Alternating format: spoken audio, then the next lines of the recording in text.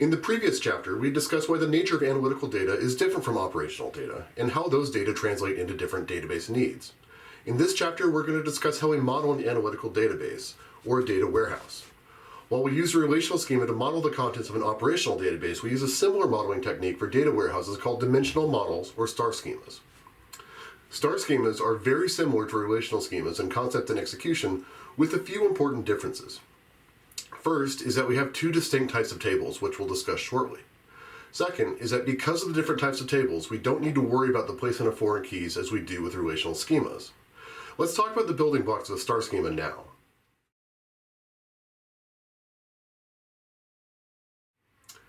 It's useful to conceptualize data into one of two types. First are dimensions. Dimensions provide a basis for the analysis of a subject and are frequently categories, which an observation falls into. Customers are a dimension that might be of interest for analysis. Within the customer dimension, there are individual observations about each customer: their age, their income level, their gender, or their zip code, among other things.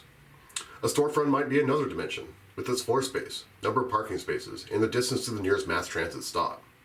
We record these data about dimensions in what we call a dimensional table.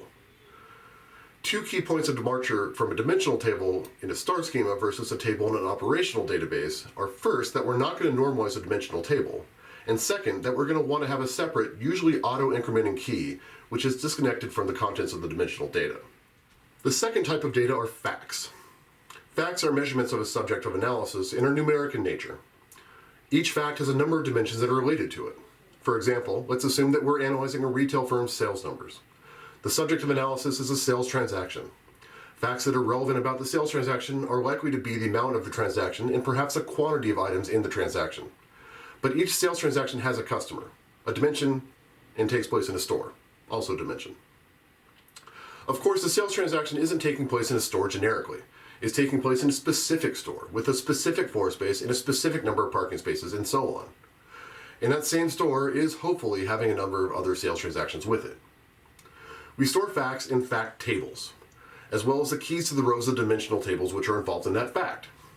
In the early example, when our customer Joe came into our Hadley location and purchased 5 items for a total of $100, he would have a row in the fact table which stores 2 facts, 5 items and $100 worth of sales. And then there would be a foreign key which references the row in which the customer's dimensional table, which described Joe, and another foreign key which referenced the row in the scored dimensional table, which describes the Hadley store. Facts themselves can be represented in 2 ways, detailed and aggregate. Detailed fact tables are going to be most common when your subject of analysis is made up of single events, people, and so on. In the above example, we'd be dealing with a detailed fact table since each sales transaction would be its own row. In these cases, the primary key is going to be an identifier that's attached to the fact itself. But other times, we're interested in aggregations of facts. For example, maybe we're comparing stores to each other and we want to combine all of the sales transactions in each store over some period of time. In this case, we'd use an aggregated fact table. Think of the fact tables being generated by using a group by function in SQL. In these cases, we'll be using a combination of columns which we're aggregating across as a primary key for the fact table. If we are, for example, aggregating by store and day, each store and day will only appear once together in the same table.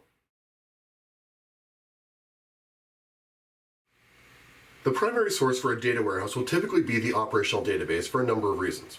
Generally, we're trying to support our operations, and so having operational data in the data warehouse will be useful. Our operational data is also something that's proprietary or secret to the firm, and thus gives us an advantage since it's not public data. With data warehouses, there are other sources which are worth including as well, though. These will almost always be dimensions. Generally, you want to include any data which can answer 2 questions.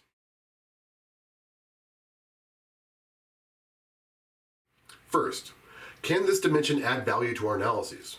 For example, if we're a retail operation, knowing how much snow is on the ground might give us an understanding of why we had an unusually slow day. If we're a snowplow operator, it might be extra crucial to understanding a higher call volume. But if you're a real estate company which handles rentals, the day-to-day weather is probably not going to be important.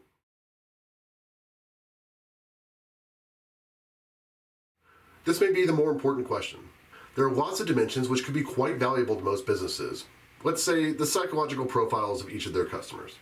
But this is something that's going to be invasive to obtain at best and quite illegal at worst.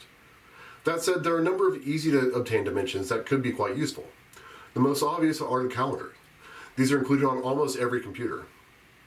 Public data also exists which can be informative, which include weather, economic figures, traffic, and so on. Really though, most of the time we'll be looking at data sources which are internal but not part of the operational database. For example, the floor size of a store is probably not going to be in the operational database, but will be on file somewhere. These are figures which can and should be included in a data warehouse. Now that we've discussed the theory behind constructing a star schema, let's put this into practice in the next video.